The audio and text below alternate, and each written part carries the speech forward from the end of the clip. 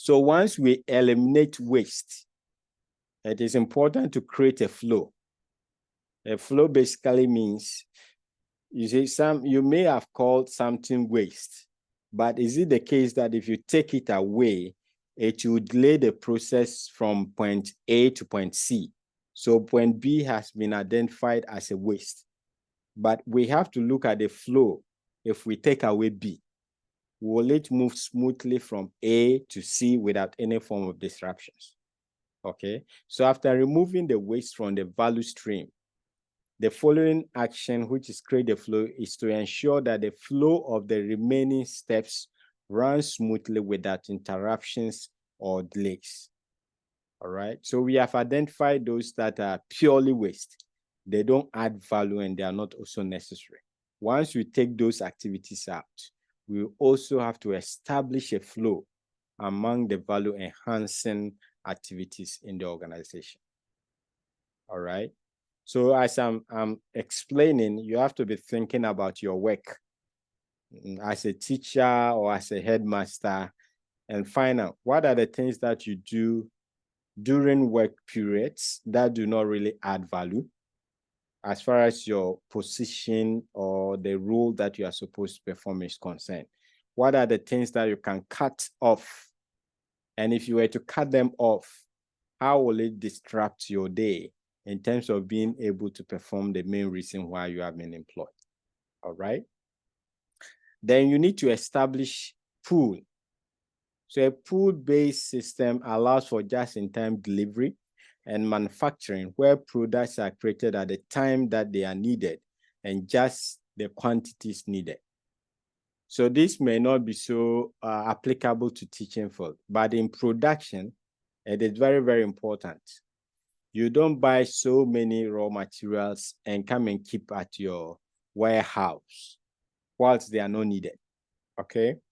For some organizations, the warehouse itself is paid for. You go and rent some place and they're charging you for the number of times that your raw materials have been kept there.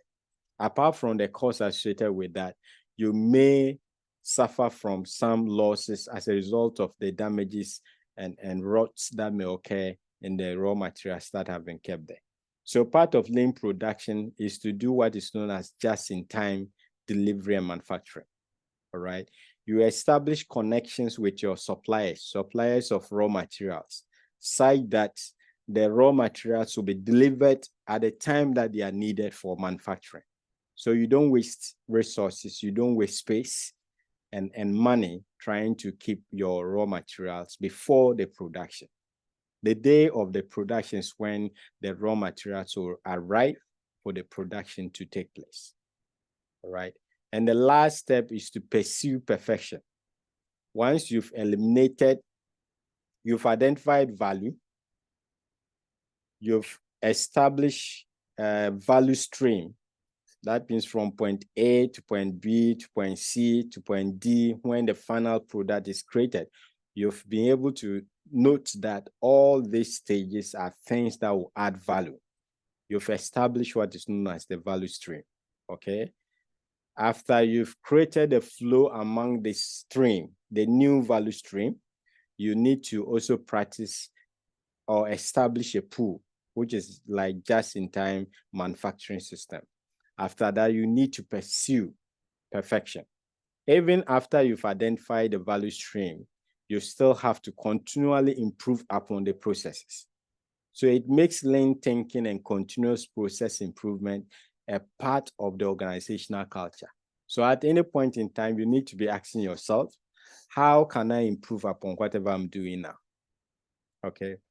Depending upon the number of years you've been teaching, I expect that, for example, if you have taught for 5 years, I expect your delivery to be far better than somebody who is just teaching this year.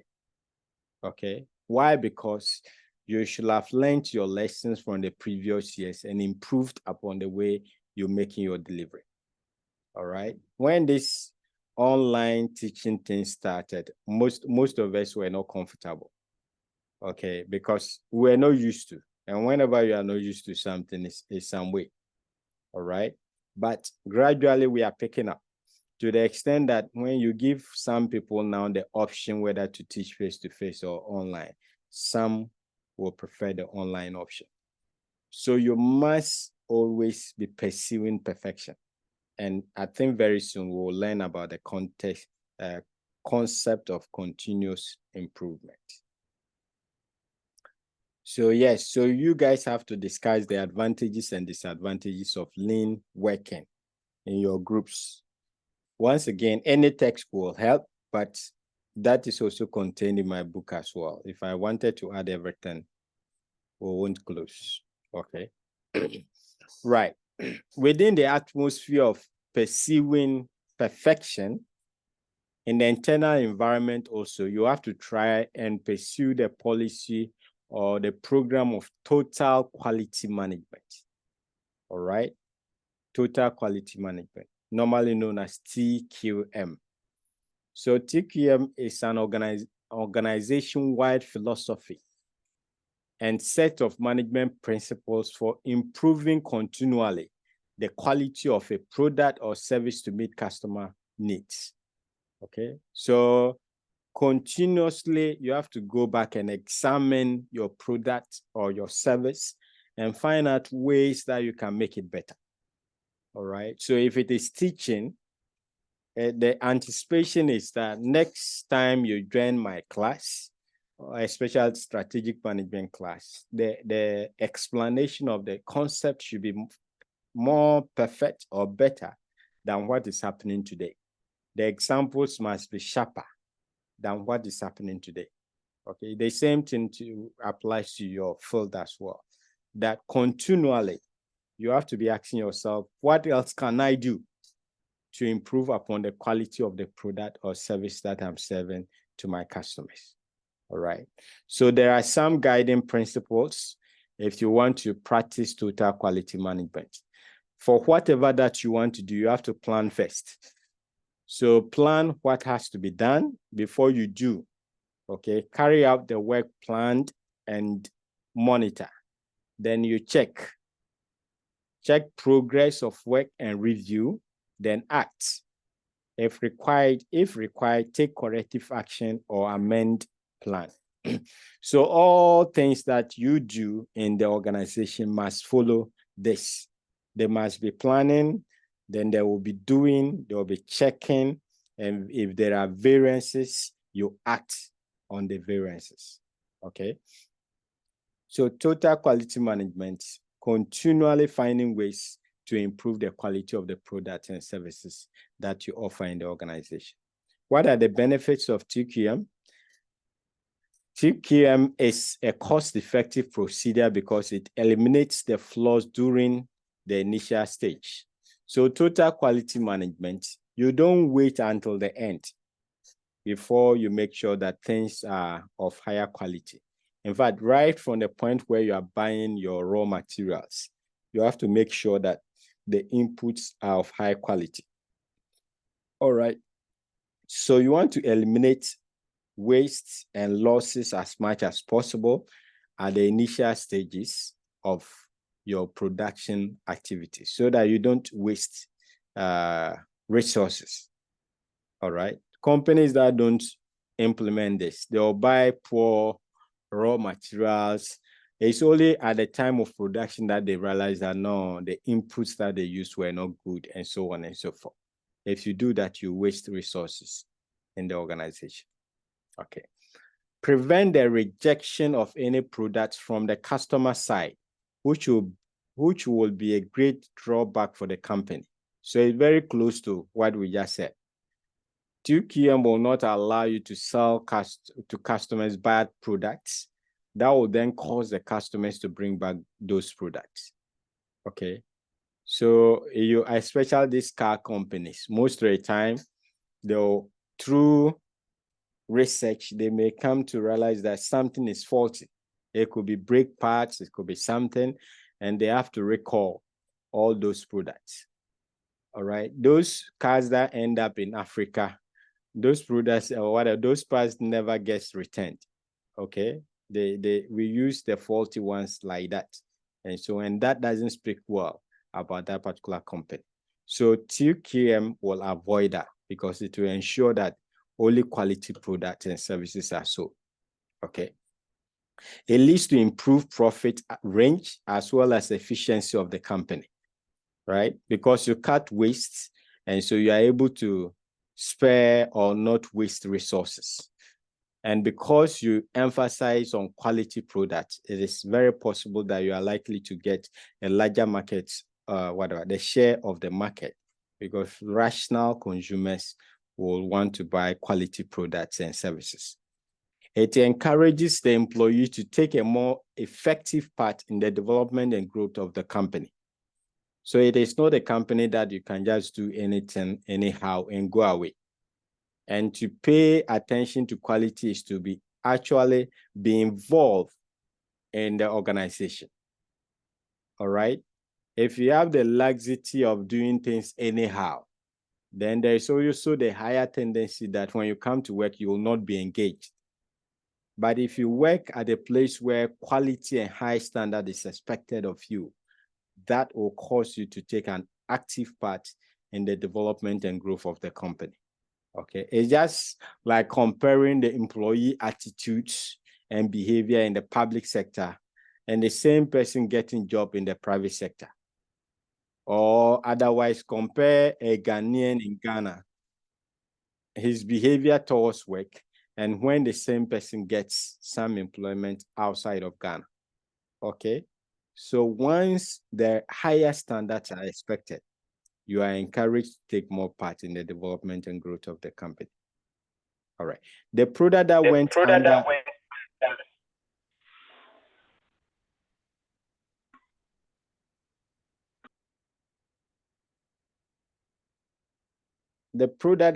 the analysis of TQM provides higher profitability and higher customer satisfaction rate. I think this have been explained. Satisfaction rate because you provide them with quality. All right. Okay. To achieve this excellence or total quality, most companies, the bigger companies, rely on what is known as business excellence or audit models. All right. So their excellence models are used to audit good management practice in the general core areas of a business or organization. The main reason is to identify and deploy good practice and organization-wide learning. So to ensure that you're serving your customers with quality, you may want to follow some business excellence models. And these bodies normally will provide award schemes to encourage companies to actually follow best practices in whatever field that they find themselves. All right. So we have some of them listed here as some of the frameworks or organizations that provide some awards for excellence in various areas of business. Okay. We have the concept of benchmarking that is also important for the internal environment.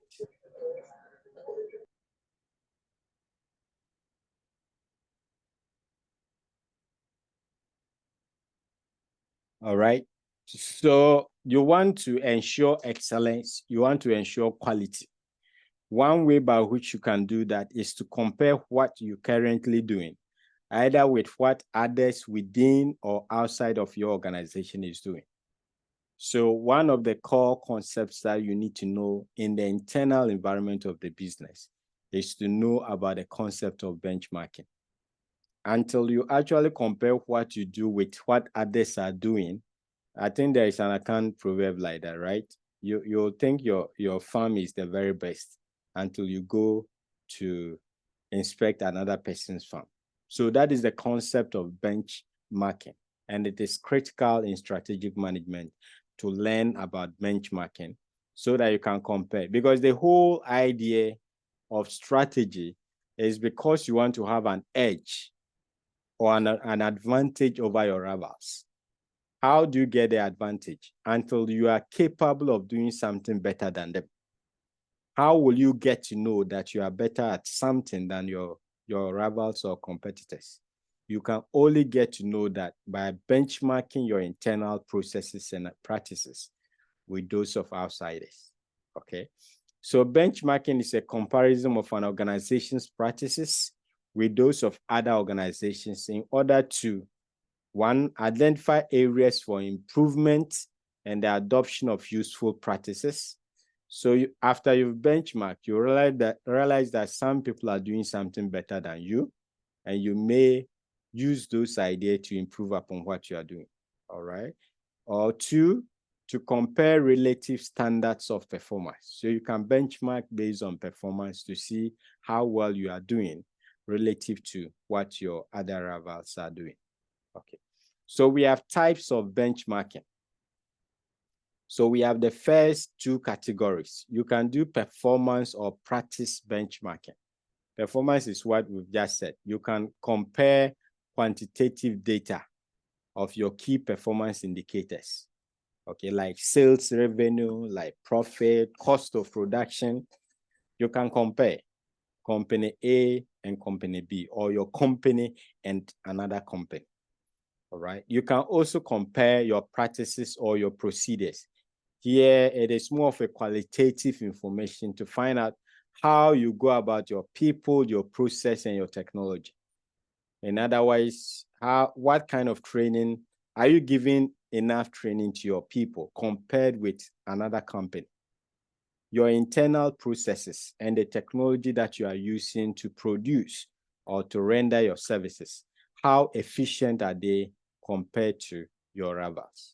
Okay, so you can benchmark performance, which will normally be a quantitative indicator, or you can also benchmark your practices, which normally will rely on qualitative data, all right?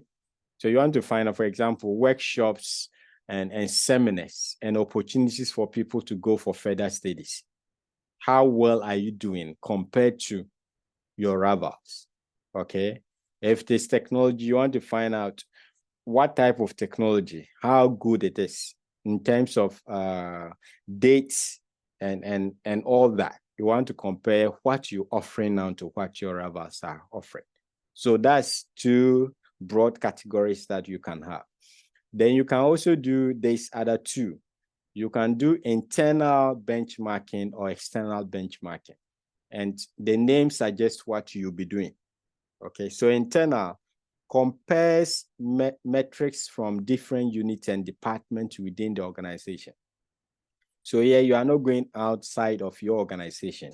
You can compare, say, the cost of operations of the marketing department against that of the supply chain department. Okay, or it could be any other thing where you compare the departments or the units within your organization. All right. Then external is when you're comparing these metrics with other organizations outside of your organization. All right.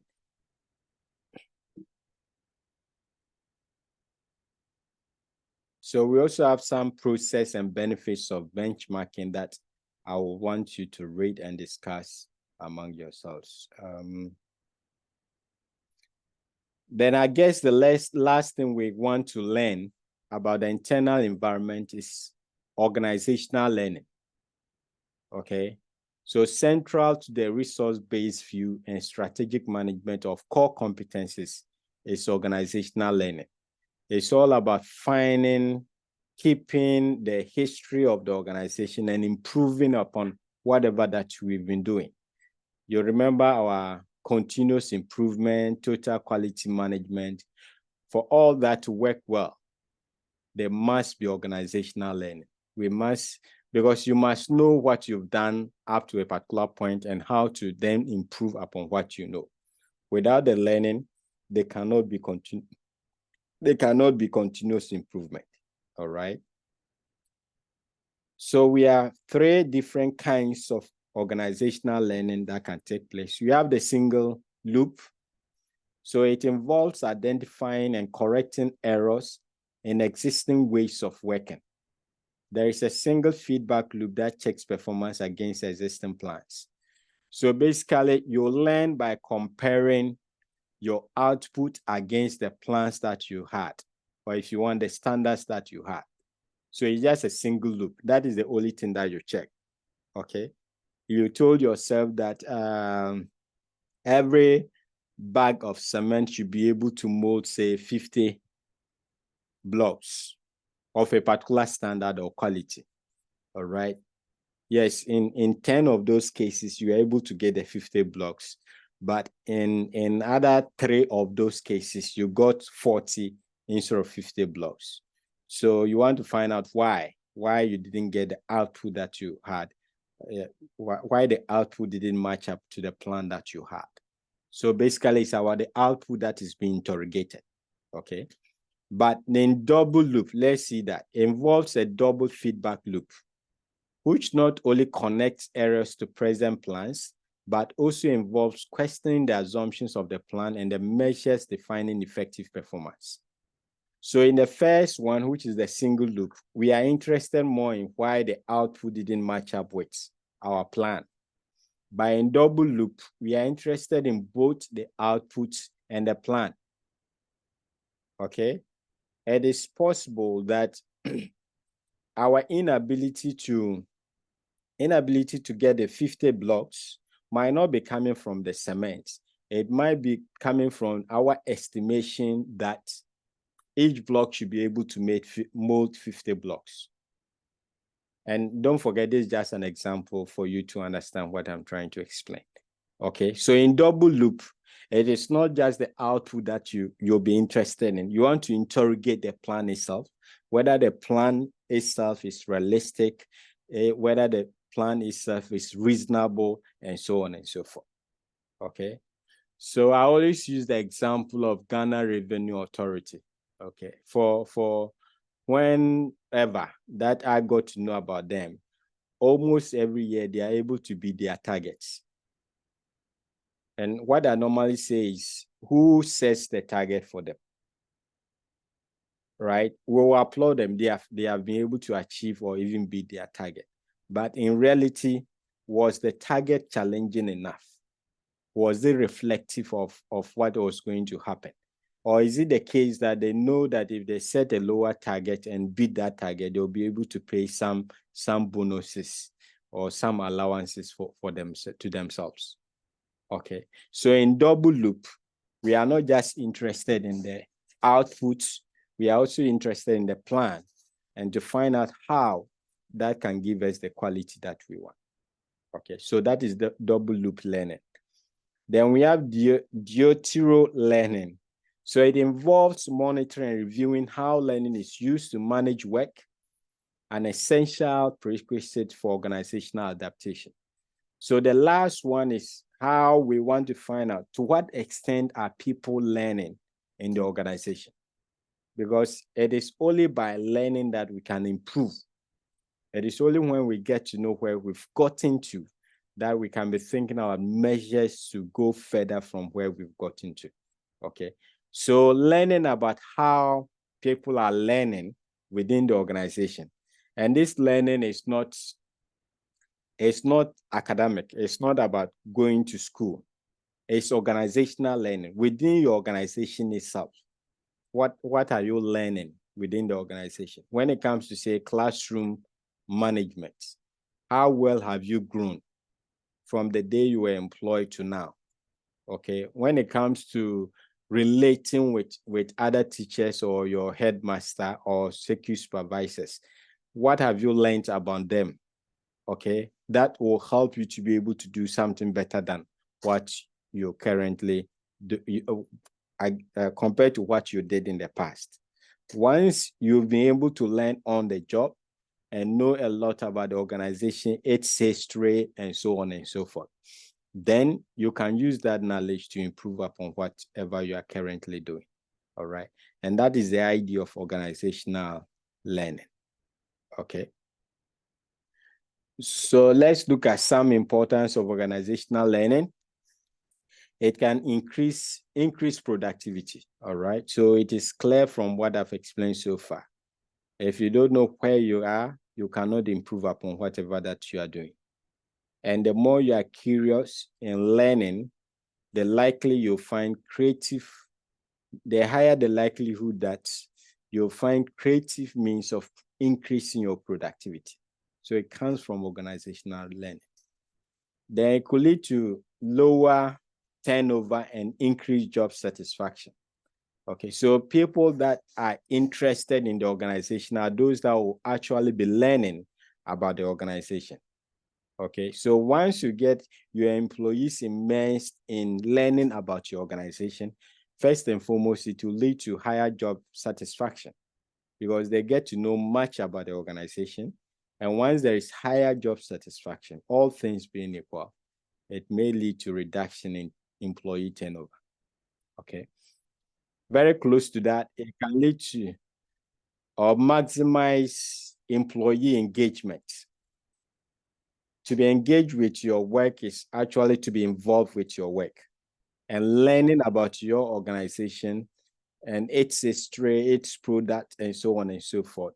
Actually, in reality, will lead to more employee engagement. Okay. It will help you to adapt to change because you know what is going on. You've been learning about your organization.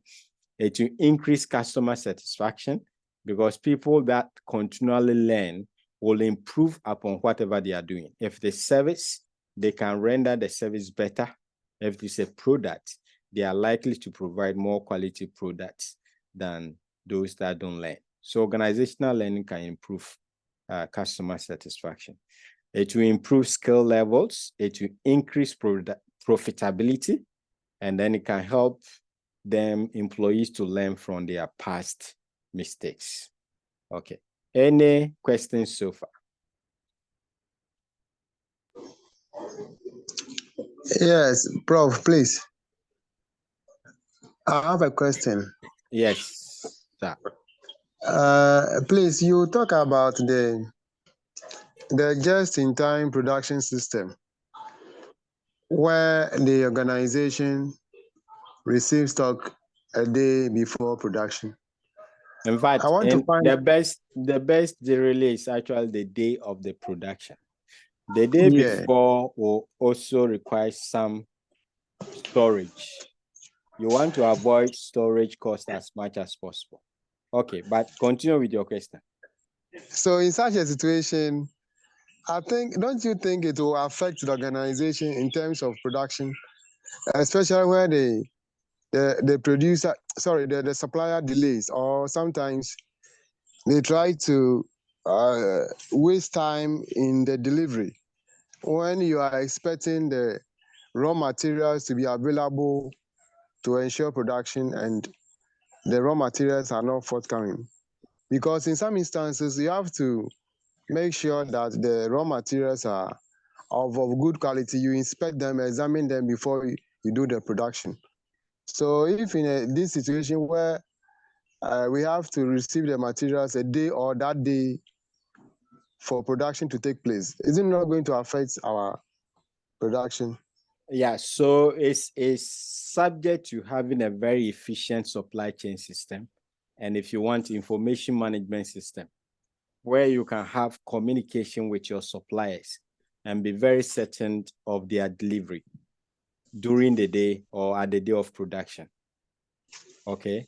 So it's yes, connected to your ability to improve your communication and your information systems, so that in fact, now they have software that you can even be tracking where the raw materials have gotten to. Okay. This is important because in some economies, people are paid by hours. All right. Not our case where you can come and sleep and you still get paid. So if that is the case, you don't want to get the people there whilst they will not have anything to work on. So it relies on an efficient supply chain management system. All right. It also relies on effective information system that can keep in touch with suppliers and get goods in as and when they are required. Okay. Companies can also choose to embark on what is known as backward integration. We'll learn that, I think, from chapter 5 going. Okay, where you now choose to produce your own raw materials. And that is another business altogether, but it is part of your company. Okay, so whatever raw materials that you need, you have another company that is involved in the production of that raw materials. With that, you can know for certainty whether you'll be getting them at the right time or not, and so on and so forth. Are we clear with that? Yes, please. Okay, that's fine. So it calls for a lot of collaboration and cooperation among the actors in order to make these systems that we're talking about work effectively.